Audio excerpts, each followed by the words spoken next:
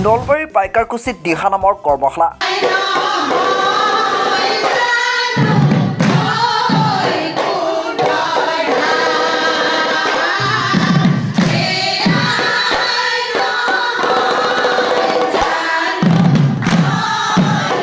নলবাৰী জিলাৰ পাইকাৰকুছিস্থিত শ্ৰী শ্ৰী হৰি মন্দিৰ পাণ্ডা থানত মণিকাঞ্চল শিল্পী সমাজৰ উদ্যোগত তিনিদিনীয়াকৈ দিহা নামৰ প্ৰশিক্ষণ কৰ্মশালাৰ আয়োজন কৰা হয়। ভক্তিৰক সংগীতৰ অন্যতম দিহা নামৰ প্ৰসাৰ আৰু প্ৰচাৰৰ বাবে মণিকাঞ্চল শিল্পী সমাজৰ উদ্যোগত 23 জুলাইৰ পৰা 25 জুলাইলৈ শ্ৰী শ্ৰী হৰি মন্দিৰ পাণ্ডাৰ থানত তিনিদিনীয়াকৈ দিহা নামৰ প্ৰশিক্ষণৰ কৰ্মশালা আয়োজন কৰিছে।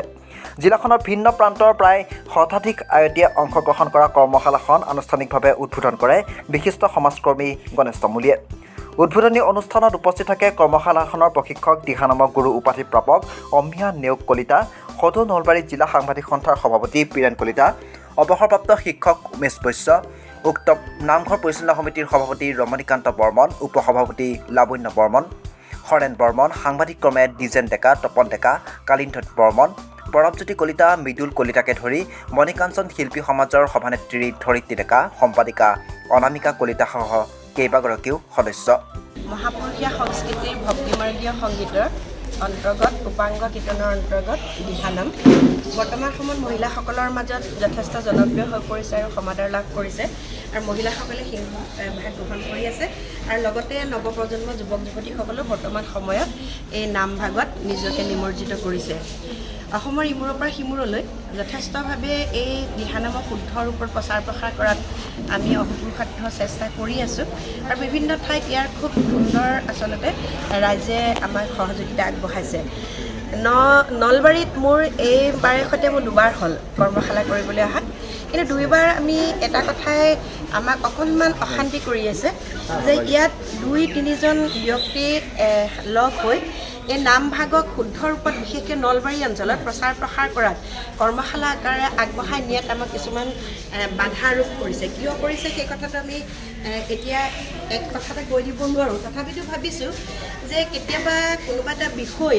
যেতিয়া শুদ্ধ হিচাপে যেতিয়া প্ৰচাৰ প্ৰসাৰ হয় তেতিয়া কিন্তু কিছু মুখবায়ন ব্যক্তি যিসকলে অকল মুখেৰেহে কথা ক'ব পাৰে, হাতে কামে নকৰা ব্যক্তিসকলৰ কিছু অসুবিধা পৰে আৰু সেই অসুবিধাটো এইটো কাৰণে পৰিছে যে প্ৰতিযোগিতাৰ মাধ্যমেৰে যিহেতু দিহানাম প্ৰচাৰ প্ৰসাৰ হৈ আছে, সেই প্ৰতিযোগিতাত তেওঁলোকে কিছু বিসংগতি হিচাপে ৰিজাল্টটো দিয়ে। কোনোবা এটা দলৰ লগত ভাল হৈ থাকে তেওঁলোককে দিয়ে, পাব লগাখিনি নাপায় আৰু তাৰ নিশ্চয় অনামিকা কলিতা প্ৰমুখ্যে যিসকল দল ইয়াত আছে, দলপতিসকল ইয়াত অত্যন্ত ভুক্তভোগী হৈ আছে, বিভিন্ন সময়ত বিতৰ্কিত হৈ আছে। কিন্তু এটা কথা চাওক যে দিহানামৰ যি শুদ্ধ স্বৰূপ, শুদ্ধ যিটো ৰূপ, ইয়াৰ যি তাত্ত্বিক অৰ্থ বা গুণগত মানদণ্ডৰে ইয়াৰ সক্ৰিয় বৈশিষ্ট্য আমাৰ ইয়াতে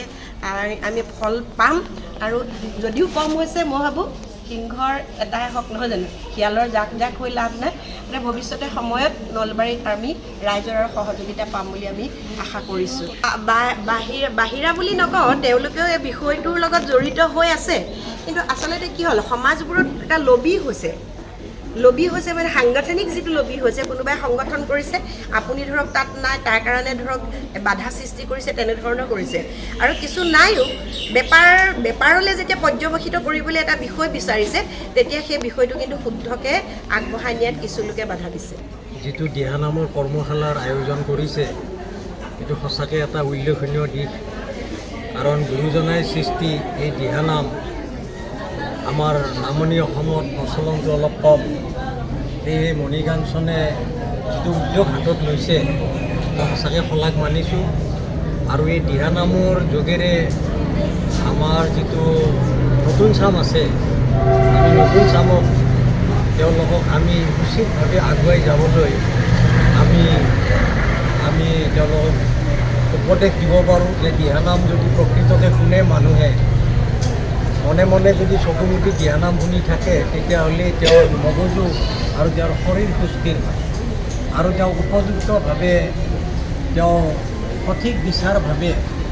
তেওঁৰ বক্তব্য দাঙি ধৰিব পাৰে, যাতে কথাত তেওঁৰ ভুল নহয়। সেয়ে মই ধন্যবাদ জনাইছোঁ মণিকাঞ্চল শিল্পী সমাজক। লগতে আমাৰ মাজত আহিছে প্ৰশিক্ষণ দিবৰ কাৰণে আমাৰ অমিয়া কলিতা বাইদেউ, তেখেত যদিও উজনিৰ আমাৰ আমাৰে বোৱাৰী পাঠশালাত তেখেতৰ বিয়া হৈছে গতিকে মই তেখেতকো ধন্যবাদ জনাইছোঁ মই ভাবোঁ তেখেতৰ এই তিনিদিনীয়া কৰ্মশালাত তেখেতে যথেষ্টখিনি দিহানামৰ বিষয়ে অৱগত কৰিব news desk report Assam front